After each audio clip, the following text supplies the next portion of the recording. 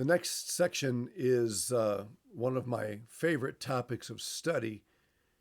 I confess that when I first began to teach missions courses, I really didn't think that I would enjoy this study as much as I have come to enjoy it. But it has really since turned out to be one of my favorite courses to teach. It involves a lot of interaction. It's a course that we call cultural anthropology, but a lot of it really centers on what we refer to as cross-cultural communication. And it's the course does involve a lot of interaction with students, and in an online format, that's going to be a little more limited, obviously.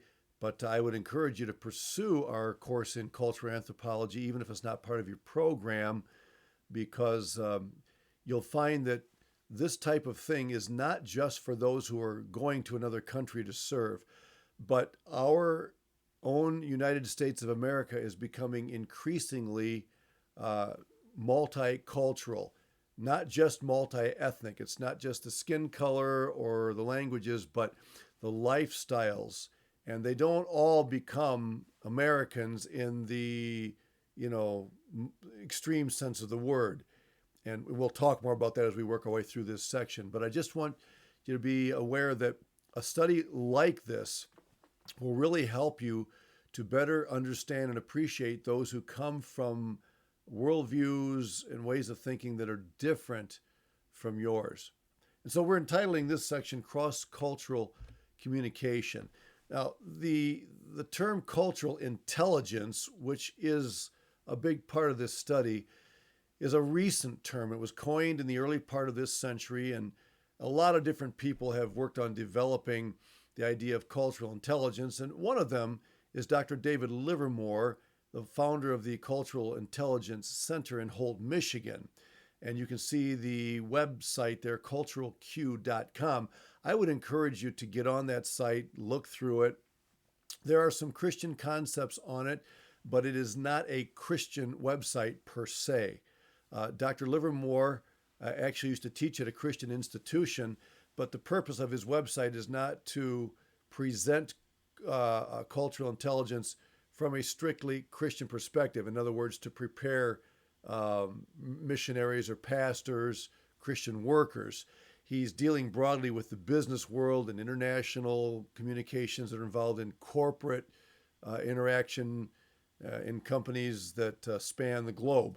And so not everything on the website will be helpful to you, but I think you'll find it quite interesting. All right, well, let me start off by talking about what cultural intelligence is not. In other words, if I ask you, do you consider yourself a person who is culturally intelligent? What comes to your mind? Well, what do we mean by cultural intelligence? Well, it doesn't mean that you have visited a lot of mission fields. Some of you may have already been to 3 or 4 or 5 different countries in the world on missions trips, or perhaps with someone on business. And so, you may be tempted to think, well, I've been to a lot of countries, I know a lot about culture. But the fact is, visiting a lot of mission fields doesn't make anybody culturally intelligent. It simply means that you've been exposed to a number of cultures, but being exposed to a culture and knowing how to maneuver intelligently within that culture are two different things. In fact, I would tell you, even after 19 years living in Brazil, that I do not consider myself an expert on Brazilian culture. I mean, Brazil is a vast country. There's Northeast Brazil, South Brazil, the Amazon. I mean, and each of those has its own cultural distinctions. And so don't think that because, you may have been on a lot of missions trips that somehow, you're culturally intelligent, you understand culture. You may and you may not, okay? Just don't make that an assumption. Spending a lot of time living in a particular cultural context. I mentioned living in Brazil for 19 years. The fact is, even spending a lifetime in a culture doesn't make you an expert in that culture. You might even be amazed to know and somewhat surprised to find how much there is for you to learn about your own culture. You may think that because you grew up, in the country where you're living or the state or the community, that you have a pretty good handle on it. You might be surprised at how many things you've never even thought about that are part of your culture that you take for granted just because you've always done it that way, you've always said it that way, you've always thought that way. Okay, so even spending a lot of time in a particular culture doesn't necessarily mean that someone is able to maneuver well in that culture. Forsaking your own culture to become like the nationals. Some people think if I just deny that I'm an American when I'm in Brazil, for example, and I just become a Brazilian, I'll be culturally intelligent. I made a huge mistake when I was first in Brazil. The United States soccer team was playing Brazil, and I thought, okay, we're getting together with a bunch of Brazilians and Americans together. I'm going to root for the Brazilian team. I'm going to cheer the Brazil team on to defeat the Americans to show them how pro-Brazilian I am. I'm going to really create bondage with these people by forsaking my own country and cheering for Brazil. Well, they started looking at me kind of funny, like, what's the matter with you? I thought you were an American. Don't you love your own country? Don't you want your own team to win? And I learned a very, very valuable lesson that day. Trying to forsake who you are and becoming like somebody else may backfire and may not help you to be able to relate with and live within their culture. Knowing the facts about cultural diversity does not make you culturally intelligent. Now, it is good to read and to learn facts about different countries. That's very helpful, and I would even say it's necessary. But just the fact that you can say a lot of things about a particular culture doesn't mean that you're really prepared to live in it. So what is cultural intelligence then, after we've said all that? Well, I'm going to make two statements here that actually come from the cultural website there in the bottom right. Cultural intelligence, or CQ, is the ability to relate and work effectively in culturally diverse situations. It doesn't mean that you have to be just like them. It doesn't mean that you know everything about them, okay? But what it does mean is that you have learned how to get along with them, how to relate with them, how to have interaction with them and work effectively in different situations. Now, why do we call it CQ? Cultural intelligence looks like CI, but it's a takeoff on intelligence quota. When we talk about IQ, how high is somebody's IQ, we're talking about intelligence quota. So CQ is a takeoff on that. And so we call it CQ. Now, some experts may tell you that IQ, intelligence quota, is kind of a fixed capacity that you're born with, and you can never really increase or decrease it. That's something that comes as standard equipment. Cultural intelligence is not understood that way. It's understood as something that can be developed and bettered as you practice with it. Now, when we talk about cultural intelligence, we want to distinguish between global and domestic. Global CQ can best be described as working and relating effectively across international differences. It's you going to another place, another country, another culture, and learning to interact with them. Domestic CQ can best be described as working and relating effectively with people from different cultural backgrounds in your own country. So domestic CQ has to do with you meeting a neighbor from Africa or Japan or Germany who moves into your neighborhood and knowing how you can relate to that person. So global CQ has to do with you living somewhere else and dealing with them, and domestic IQ has to do with you living at home and dealing with people from other cultures that come to live in your neighborhood. Now I'm going to give you a little something to think about here, just to kind of get your cranial juices going, if you will. Why did the prodigal son in Luke 15 end up in the pig pen? You all know the story of the prodigal son and what happened there and how he eventually comes back home to his father and his family.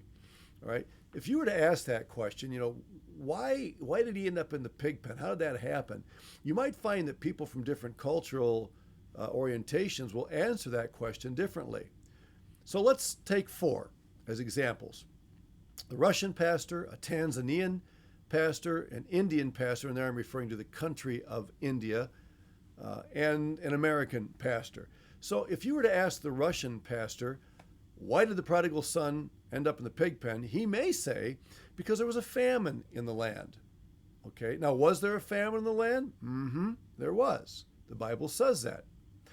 And that is certainly a contributing factor to his ending up in the pig pen. Why would the Russian pastor answer that way? Because he is from a culture that is used to having to deal with climate and geographic changes. And that's something that we talk about a lot more in our cultural anthropology course. And so he's dealing with circumstances. He's very attuned to that. The people that live in that part of the world are very attuned to changing circumstances in their history, which causes certain things to happen. The Tanzanian pastor may say, well, the reason he ended up in the pig pen is because nobody gave him anything to eat. He comes from a very collectivistic culture where the community takes care of its own, and for some reason, nobody came to his rescue. The community didn't help this guy. So community impact is high on the priority list of a Tanzanian person.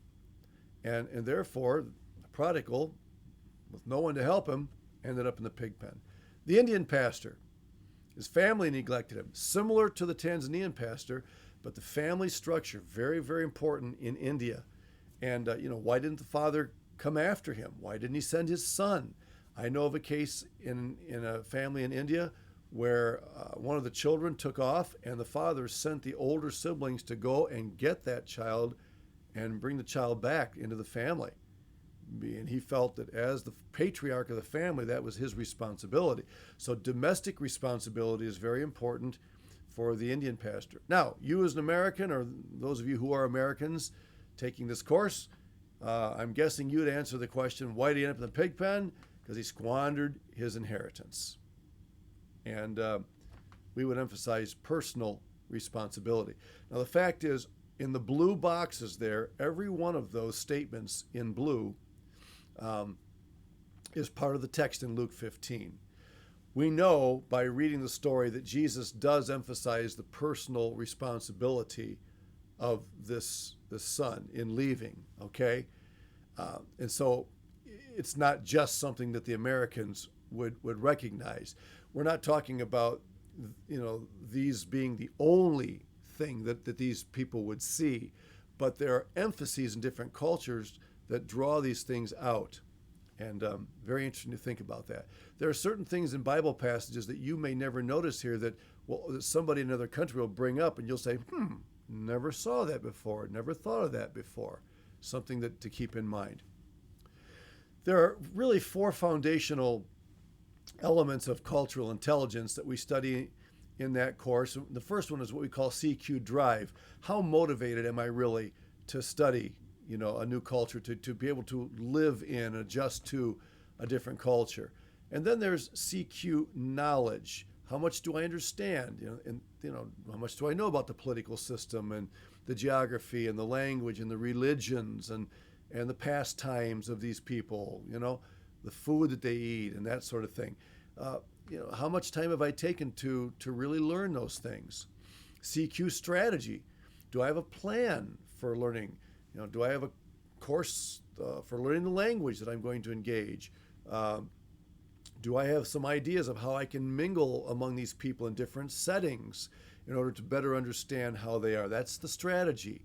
And then, as I've spent time there and I make mistakes and I realize that some of my ideas might have been bad ones or wrong ones, am I working to tweak it? A big part of cultural intelligence is learning to tweak the way you do things or the way you think. So, you don't make mistakes and say, I blew it, I can never live here and I'm going home. No, you stop and you make adjustments. So your drive, your knowledge of the culture, your strategy for learning to interact, and then actions taken when you need to adjust are all fundamentally important in cultural intelligence. Now, the 10 cultural values that we study in cultural anthropology are kind of like this word search. They're all there, but, you would never see them at first glance. I have to highlight them in order for you to identify what they are. And that's the way it is in culture.